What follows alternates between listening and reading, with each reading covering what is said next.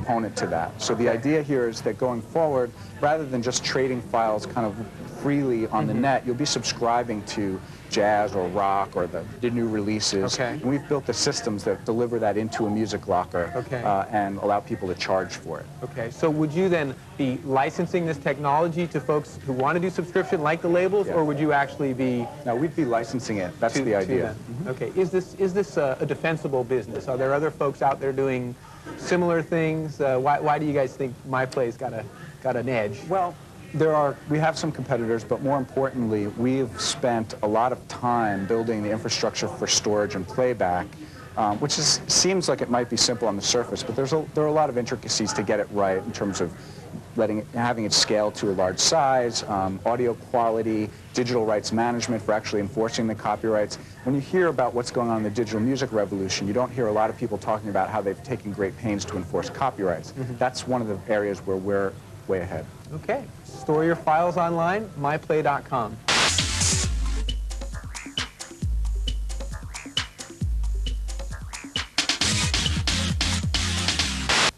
It's hard to imagine a successful internet site with only a few thousand customers. But if all of those customers are millionaires, the math starts to look a little bit better. That's the idea behind a site called mycfo.com. And Jane is talking with the company's chief operating officer. Frank, we're talking about mycfo.com.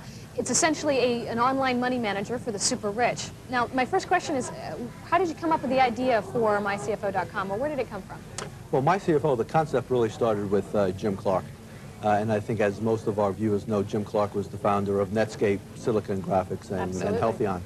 And as Jim's wealth increased, he found a significant amount of complexity in his life. And he really tried to determine if there was a way that the internet and people could help find some solution to this simplicity.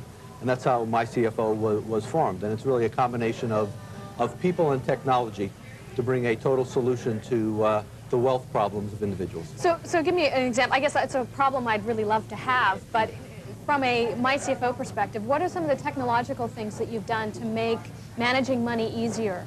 Sure. If you take a look at someone's wealth life, you can really put it into two categories. One I'll call value added, where you're helping clients with some innovative tax planning, estate planning, investment planning. And the other is more compliance and information dissemination. It's paying their bills, it's preparing their tax returns, and preparing their financial statements. What we've done is bifurcate that process into two. One, putting the compliance aspects and the information dissemination on the web, so getting all your bills paid on the web, your tax return and financial statements prepared on the web and disseminated out to you. And our people focus on bringing you high-value ideas on how to manage your money, how to do estate planning, how to do income tax planning, etc. Okay, so when I think about an online company, I think it's a great way to automate those actions that are sort of monthly, recurring type things. But I don't typically think of an online entity as a company that I would go to for financial planning, for estate planning, those types of things. Now, what is it about mycfo.com that's different? What credibility are you bringing to that company? I think it's important to realize that we are not a pure technology company. I think it's easy for us to perceive that. Right. We are a combination of people and technology, high touch and high tech. The high touch side is that we have approximately 200 financial professionals that sit down with our clients, service our clients face to face, real time, in the city in which our clients are located, and provide them with really innovative income tax planning advice, estate planning advice, and investment advice.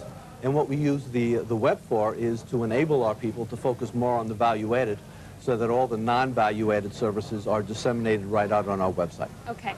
So if I was one of those clients that you have, how much would I be paying you for the service? I mean, obviously I've got investment houses that I deal with and so on and so forth. I've probably got lawyers on staff and so on. How much more am I going to be paying to you for this kind of service? Let me describe first what the unique solution would be for you if you were a MyCFO client. Okay. You mentioned you probably have someone who does your taxes, someone who does your investments, perhaps someone who focuses on your insurance and your estate planning, all of whom work for different firms. We've brought the best talent in each one of those areas under one roof. So when you work with us as our client, we would provide to you a team, a very holistic approach, and that team would consist of a tax professional, an estate planning professional, an insurance professional, an investment professional, and they would be working synergistically to bring the right solution to you rather than in your old world where your income tax person brings certain solutions to you that doesn't take into account estate planning, insurance, and investment planning. As far as fees go, it varies based on your net worth and your complexity.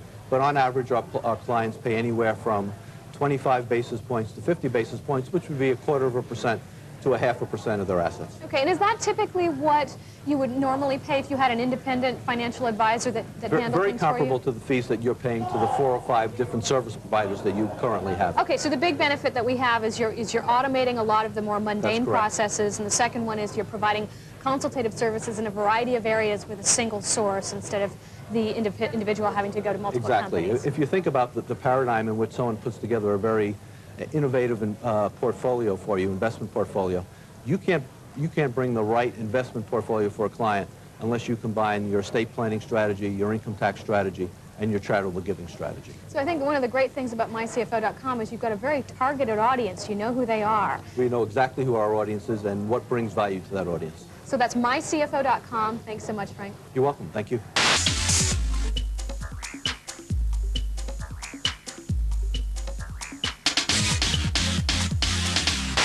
If you're looking for a large target audience of potential internet consumers, what about all the people who go to church? Reportedly, there are some 90 million Christians who regularly surf the web. Well, that sounded like a pretty good business opportunity, and it's led to a website called Christianity.com. Andrew is talking with the company's CEO. David, you're the CEO of Christianity.com. With a name like that, I think you guys have a pretty tall order. Tell me a little bit about the target audience that you're going after, and then we'll get into the business. Well, as you say, it's not a modest objective. No. We're trying to web enable the Christian world. But we're How big is that world? Well, I mean, it's 3 billion people, depending on how you count it. But we're specifically trying to web enable churches and ministries. Okay. We're not really going to individuals particularly, but if we can reach churches and ministries and give them the tools they need, then they can in turn reach their members. Okay, so tell me, what are some of the services that you're bringing to these groups, and why do they want them? Well, we've really done two things. We've built a network that would host the websites for churches and ministries, and then we've either built or acquired the tools that we think they need to be effective on the internet. Okay. Everything from building a site to managing their content, streaming video, all kinds of tools that they would need, online giving capabilities. Okay, so you guys provide the services and help these folks get up. Right. And why do they want to do this? What are the benefits that they're seeing? You know, a lot of times you think of church as being kind of a local community, but we know there's churches that go out to the world. Well, frankly, that is one of our challenges, is whether the Christian world sees that this is an important thing for them. Yeah. So in some ways, we have to start by helping them get a vision of why they want to be on the internet. One of the things we tell them is they have the world's most powerful message. They are all about communicating their message, and now through the internet, they can get that message out more widely than before. They can also build community within their own ministries and churches. They can raise money. They can communicate with their members. So that's outreach and the ability to build community inside. I think those are really key reasons they would want to be on the internet. So bringing a new communications channel to whatever else they're doing out there. Okay. Tell me a little bit about your business model. How are you going to make money at doing this? Well, when are you making money at doing this? Our current business model is really twofold. First of all, smaller churches can have websites on our network for free if they accept our advertising. Okay. And it appears that we do have a sufficiently unique audience that we are getting quite a bit of advertising. So that's actually working better than I think some people's you're very experience. Focused on a certain group. Yeah. But our main business model is to charge monthly subscription rates for the tools and the services that we provide. Some very large Christian organizations, we actually come in and build them their own custom network. They're happy to pay us to do that. Okay. Now, do you folks also create syndicated content? I noticed there was a lot of additional type content on the site. We do. We have a number of Christian writers and editors who work with us. But as we get more and more network partners, as we call them, we now have about 1,600 churches and ministries that are running on our network. They begin to provide us a lot of content. So over time, we probably can do some less of that and have some more coming from the partners. Well, now, I looked on the site, and it sort of resembles a Christian portal, if you will. I mean, it has a feeling of a lot of different influences, a lot of different content on that. So is that a piece of your model? Is that where the advertising piece of it comes in, that people are coming from around the world logging on? Yes, we're trying to help the Christian world see that they should be more than just a brochure on the internet for their church, but that they really do have content that they want to share. And so we're trying to model that on our own site. You know, here's some good content. Right. You can use our content. You can use content from other network partners. Okay. And now a church or ministry can have a really robust site. Right. How much traffic are you guys getting on a regular basis? We're having about 2 million page views per month. And we've grown from, you know, essentially about 50 to 1,600 churches and ministries in the first quarter of the year. Okay. So all of that seems to be picking up nicely. There's some interest in this. Exactly.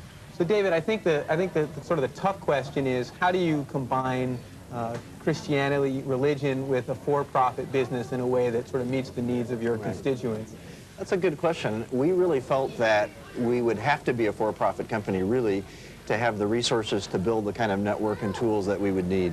We looked at the possibility of doing it as a nonprofit, and we felt it'd be very tough to raise that kind of money.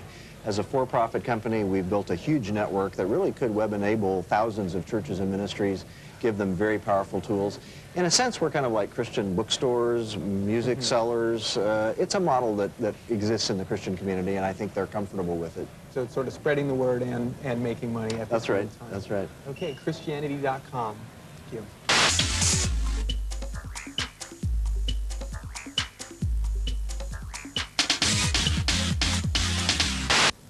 Okay, time to review the 4 internet companies we've looked at so far and try to figure out which, if any of them, will be successful. Here to help us do the analysis, of course, are Jane Wither and Andrew DeVries, and our resident venture capitalist expert, the chairman of DASAR, Alex View. Let's start with you, Jane, and switchhouse.com. What'd you think? Well, I think my first pass at it was swapping stuff. I don't know, where's the model? But after talking to the CEO, he's very sharp. He has a good consumer background, understands the gaming industry. He's really understanding who his target customer is, which I think has really turned around the company. They've got some good technology. It may not go big, but I think they have a solid opportunity to do well. So, Andrew, yet another attempt to solve the online music problem with myplay.com. What do you think of them? You know, I think it's interesting technology. I think it's another one of those nice-to-haves. I think people will use it because it's nice to have. Will people pay for it?